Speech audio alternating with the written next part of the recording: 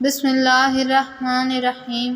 میں نے گورکند بابا سے پوچھا، بابا جی گناہگاروں کی قبروں کا بھی کچھ احوال بتائیے۔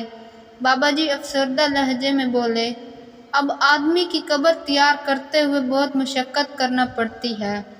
قبر کی مٹی سخت ہوتی ہے تو کہیں پتھر قبر کی تیاری میں رکاوٹ بن جاتے ہیں۔ آج کل قبروں کی کھدائی کے دوران سانپ بچھو کا نکل آنا عام سی بات ہو گئی ہے۔ بھئی قبروں کی کھدائی کرتے ہوئے عجیب سی وحشت اور گھبراہٹ طاری ہو جاتی ہے۔ چونکہ قبر کی کھدائی ننگے پاؤں کی جاتی ہے، کئی قبروں کی کھدائی میں میرے پیر جلنے شروع ہو گئے تھے۔ میں نے اپنی زندگی میں قبر کی تیاری کے دوران قبر سے دھواں بھی نکلتے دیکھا اور آگ کے شعلے بھی۔ کئی قبروں میں تدفین کے بعد قبروں پر رات کو آگ جلتی دیکھی ہے اور کچھ قبروں سے چیخو پکار بھی سن چکا ہوں۔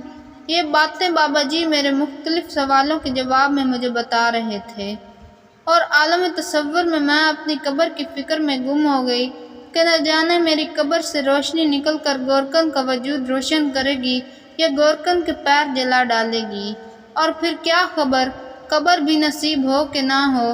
یہ میری آپ کی فانی زندگی کی حقیقتیں ہیں جو میں آپ کی خدمت میں عرض کر رہی ہوں۔ قبر ہمارا وہ مستقل گھر ہے جس میں ہمارا سور پھونکے جانے تک رہنا مقدر ٹھہر چکا ہے۔ کبھی کبھی اپنے دلوں کو موہ لینے والے عارضی گھروں کو کچھ دیر کے لیے فراموش کر کے قبرستان میں جہاں میں اور آپ اپنی مستقل رہائش اختیار کرنے والے ہیں، وہاں جا کر ان کے مکینوں کی رہائش گاہوں کو بھی دیکھ کر آیا کریں تاکہ اپنی رہائش گاہ کے پلاٹ کا بھی اندازہ ہو اور اس میں اپنی رہائش کے لیے خیالوں اور تصور میں تانے بانے بھی بنتے رہا کریں۔